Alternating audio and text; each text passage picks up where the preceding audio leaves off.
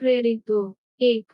हे Theophilus, मैंने अपनी पहली पुस्तक में उन सब बातों का वर्णन किया जिन्हें यीशु आरंभ से उस दिन तक करते और सिखाते रहे जिस दिन वह स्वर्ग में उठा लिए गए।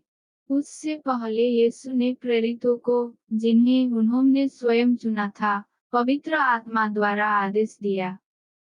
यीशु ने अपने दुख भोग के बाद उन प्रेरितों के सम्मुख बहुत से प्रमाण प्रस्तुत किए कि वह जीवित हैं। वह 40 दिन तक उन्हें दिखाई देते रहे और उनसे परमेश्वर के राज्य के विषय में बात करते रहे। यीशु ने प्रेरितों के साथ भोजन करते समय उन्हें आज्ञा दी कि वे यरूशलेम नगर नहीं छोड़े, बल्कि पिता ने जो प्रतिज्ञा की है, उसकी प्रतीक्षा करते रहें। उन्होंने कहा, मैंने तुम लोगों को उस प्रतिज्ञा के विषय में बता दिया है। यूहन्ना ने तो जल से बपतिस्मा दिया था, परंतु थोड़े ही दिनों बाद तुम्हें पवित्र आत्मा से बपतिस्मा दिया जाएगा।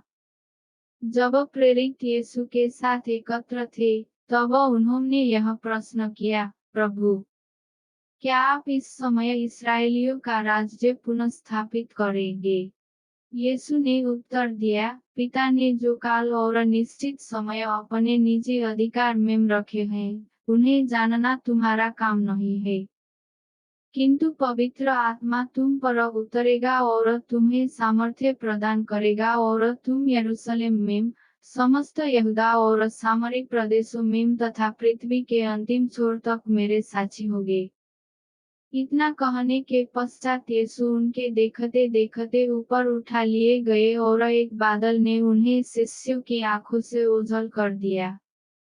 यीशु के आरोहण के समय प्रेरित आकाश की ओर एकटक देख रहे थे। तब उज्ज्वल वस्त्र पहने दो पुरुष उनके पास अचानक आ खड़े हुए और बोले, गलीली पुरुषों, आप खड़े खड़े आकाश की ओर क्यों देख रहे हो? यही यीशु, जो आपके बीच से स्वर्ग में उठा लिए गए हैं, उसी तरह फिर आएंगे, जिस तरह आप लोगों ने उन्हें स्वर्ग की ओर जाते देखा है। प्रेरित जैतून नामक पहाड़ से यरूशलेम लौटे। यह पहाड़ यरूशलेम के निकट एक विश्राम दिवस की यात्रा की दूरी पर है। वहां पहुंचकर वे अटारी पर चढ़े, जहां वे ठहरे हुए थे। वे थे पतरस तथा यूहन्ना, याकूब तथा अंद्रयास, फिलिप तथा थोमस, बरतुलमी तथा मत्ती, हल्फे का पुत्र याकूब तथा धर्मोत्साही सिमोन और याकूब का पुत्र यहूदा।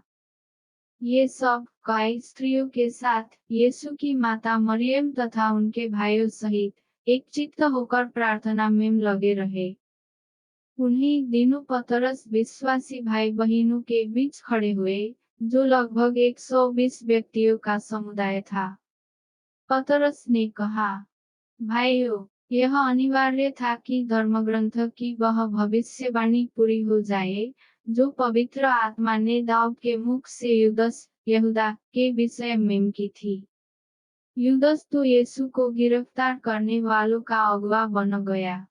वह हम लोगों में गिना जाता था और धर्मसेवा में हमारा संभागी ठहराया गया था। उसने अपने अधर्म की कमाई से एक खेत खरीदा। वह उसमें मुंह के बल गिरा, उसका पेट फट गया और उसकी सारी हड्डियां बाहर निकल आई। यह बात यरूशलेम के सब निवासियों को मालूम हो गई, इस कारण वह खेत उनकी भाषा में हकेलमा, अर्थात रक्त का खेत, कहलाता है। भजन संहिता में यह लेख भी है, उसका निवास स्थान उजड़ जाए, उसमें कोई भी निवास नहीं करे, और कोई दूसरा उसका पद ग्रहण करे। इसलिए उचित है कि जितने समय तक प्रभु यीशु हमारे बीच आते जाते रहे, अर्थात यूहन्ना के बपतिस्मा से लेकर प्रभु के स्वर्गारोहण के दिन तक जो लोग बराबर हमारे साथ थे, उनमें से एक हमारे साथ प्रभु के पुनरुत्थान का साक्षी बने। इस पर उन्होंने दो व्यक्तियों को प्रस्तुत किया, यूसुफ को, जो बरसब्बास कहलाता था और जिसका उपनाम युस्तुस था, और मत्तियस को।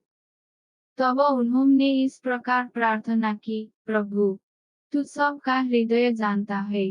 यह प्रकट कर कि तूने इन दोनों में से किसको चुना है, ताकि वह उस धर्मसेवा तथा प्रेरित पद का स्थान ग्रहण करे, जिससे पतित होकर युदस अपने स्थान को चला गया। उन्होंने उन दोनों के लिए चिट्ठी डाली। चिट्ठी मत्तियस के नाम निकली और वह 11 प्रेरितों के साथ सम्मिलित कर लिया गया।